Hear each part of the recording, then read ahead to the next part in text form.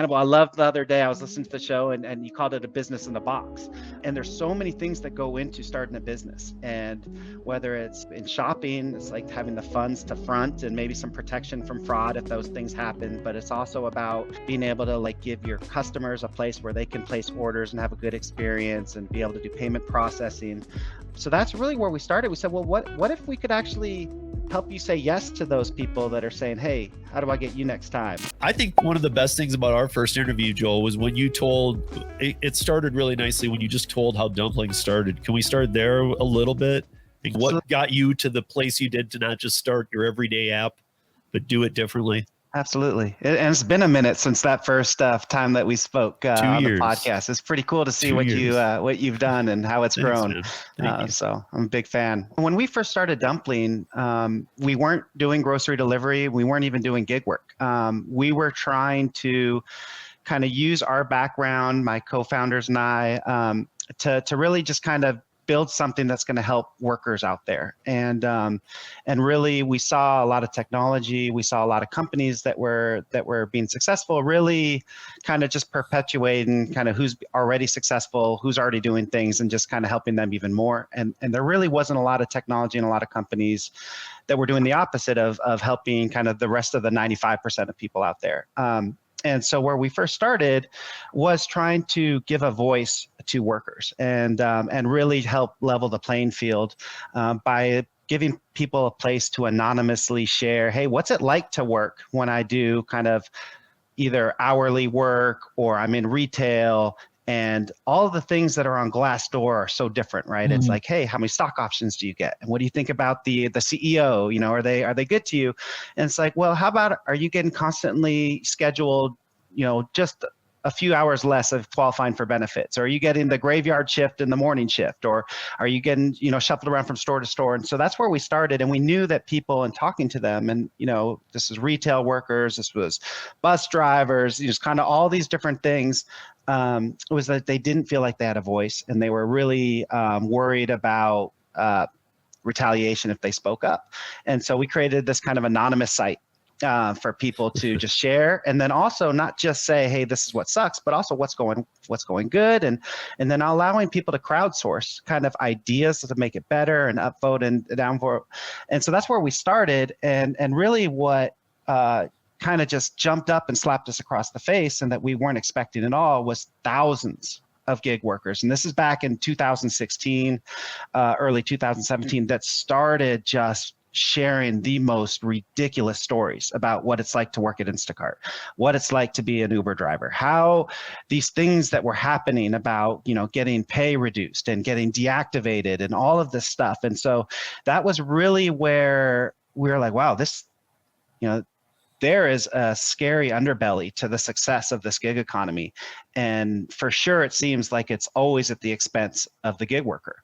And so that was kind of our first moment where we, you know, started looking at a little bit more, what's it like to be a gig worker? It's great to get this amazing services that come, and it seems really affordable and cheap to get, but what's it like for the, you know, the thousands or millions of people now that this entire economy is propped up on? And so we became Instacart shoppers, we became Uber drivers, Postmates, my partners and I, and it was just like the most eye-opening experience ever of just, this is ridiculous. And I'll just kind of flat out call it exploitation on a lot of things. And so, you know, we really started, Hannibal, we were talking a little bit kind of before everything got kicked off. About you know, where we started and how we got going, and at first it was like, how do we shine a light on this? You know, like, man, if we show all of these people that are getting deactivated, or all of these people that are having to do basically kind of industrial work, and, you know, the hundreds and thousands of, you know, pounds of stuff up flights of stairs, and maybe that'll change things. And so we would write articles, we would crowdsource, we'd, you know, talk to press, and nothing ever changed. It just didn't matter. And in fact, kind of the more we, you know, we did pay trackers because we saw that, you know, systematically prices were getting changed on people. A company would launch in a city, prices would be great. 3 months later, it'd start to go down, to go down. So we had pay trackers all over the country, but we quickly realized, that's not going to change anything. But what came out of that, which was so nice, was we were working with just amazing people all over the country, incredibly talented, hardworking, intelligent people. And we got to just really know them and just be like, man, through all of these interactions, it's not the on-demand company. It's not the app that's doing all of this. The success of all of these companies is based on the workers that are doing it and the experience that the customers have, with someone that's really taking their job seriously and doing a really good job versus someone that just rolled out of bed and turned the app on and has no idea what they're doing makes all the difference in the world. And yet it doesn't matter one bit with how you get paid, right? It's like if you do a good job or you get a bad job, you're really just going to, get it no different. And so specifically within the grocery space, we start going, well, if shining a light's not going to do any different, then how do we actually then change kind of our mindset and really start thinking about like, well, what can we help people build that just removes them completely from just dealing with this and being at the whim of a company that can change things. And so we got to know some just incredible people. We got to hear all the time, Matthew Tellis was one of the first people on the show that talked about Dumpling, and you talk to him and it's just like, and so many other people, and he does such a good job, and their customers are always like, how do I get you? Yeah, you are so amazing. And the 3 people I got before you weren't so much. It would be amazing to have you. And through talking to Matthew and so many other people, it became apparent that, man, they'd love to do it, but they just didn't have, like, there's so many things that you would need. And Hannibal, I loved the other day, I was listening to the show and you called it a business in the box.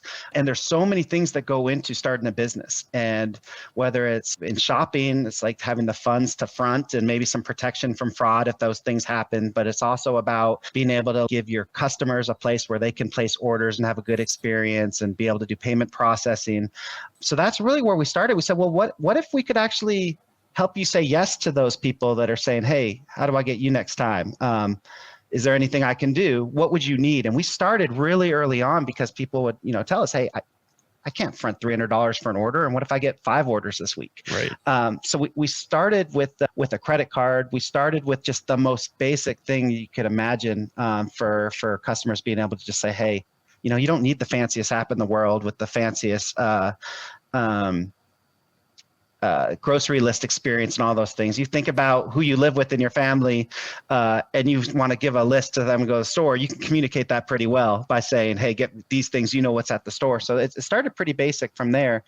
And that's what we started doing. And I remember we were in some of those groups and we just put some stuff out there saying, hey, we're going to do a beta. Is anyone interested? And I think within the first couple of hours, and we put a pretty long, I remember it was like a 45-minute type form survey. And we're like, it's probably not the best thing to do to make such a huge survey to have people do it. But we want people that are really interested and willing to kind of invest. And I think we had something like 500 applications. And it just showed us immediately the demand for something like this. And people just, I think, and Steve, you were saying 4 years ago, there wasn't nearly the awareness of kind of how much is out of your control and how much the tables can change. And yet there was still a lot of it. And so that's really where we started. And we started working with a handful of people.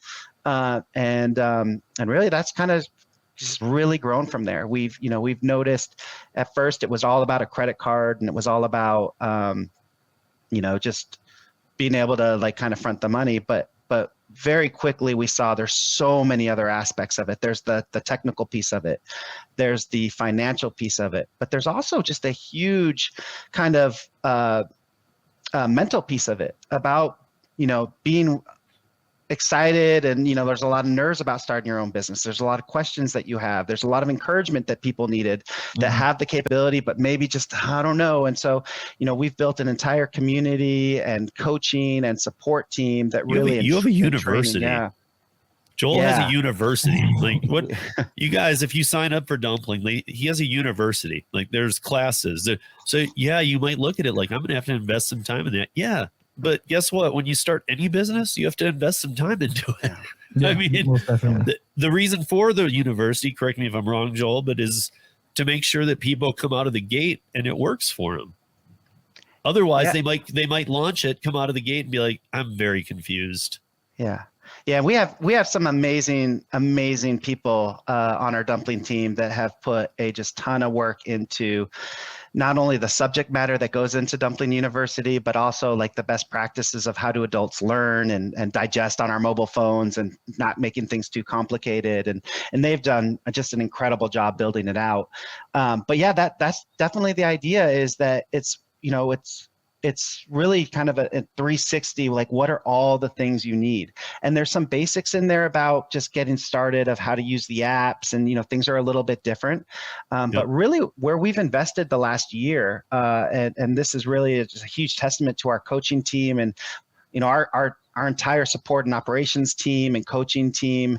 They all have come from the gig economy. So they all started, they were working Instacart, they were doing that. Then they found Dumpling, they built their own successful businesses. And they've also just been really successful in doing that and then helping others. So just where they're coming from, the way they speak, kind of the typical mindset of someone that might be coming from here, and how to change that and how to do that has all gone into, I think, building some really incredible content. And then really over the last year, at first we were like, okay, you just need to know the basics of just how do the apps work? How do you do things? How do you invite clients? And now they've really focused more on like, how do you promote your business? How do you use social media to tap into your network? How do you actually use social media groups to find new customers? What are some things you can do to do additional services? And really just kind of teaching a little bit more about just running a business and kind of business 101 that's been really helpful.